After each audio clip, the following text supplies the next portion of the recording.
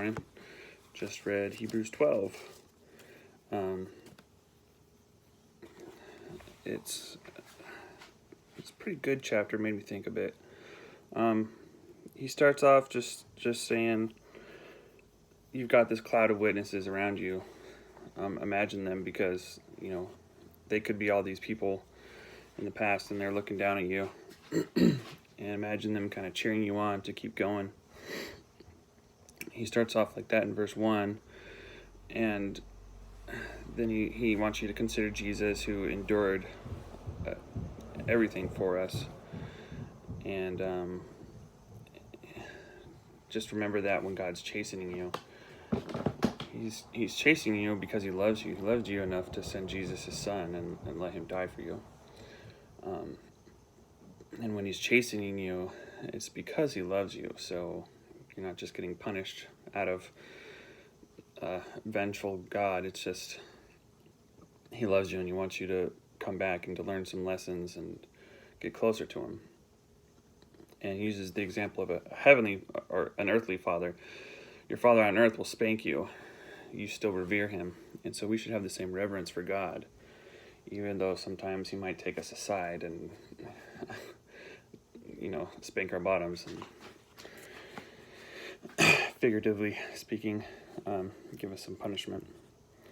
And just keeping in remembrance that he's doing it because he loves us. And there's an exhortation, verse 14, which says, "Follow peace with all men and holiness, without which no man shall see the Lord, looking diligently lest any man may fail of the grace of God, lest any root of bitterness springing up trouble you, and thereby may be defiled." It's just exhorting you to stick with the church, to be at peace with other men, and to stay away from sin, and just not cause other people to need chastisement. So it's a good exhortation he had in there. And the rest of it is talking about what happens to those who get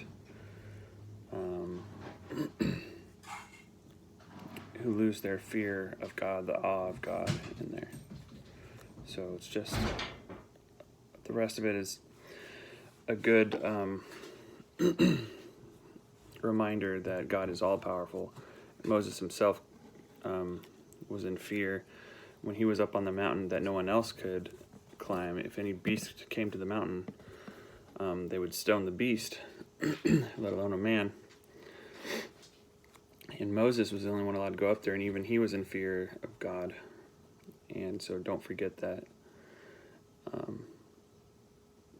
Just keep that in your mind. And it ends with, "For our God is a consuming fire." He should always be in your mind and in your heart. And we should keep in mind what he can do to us if we fall away.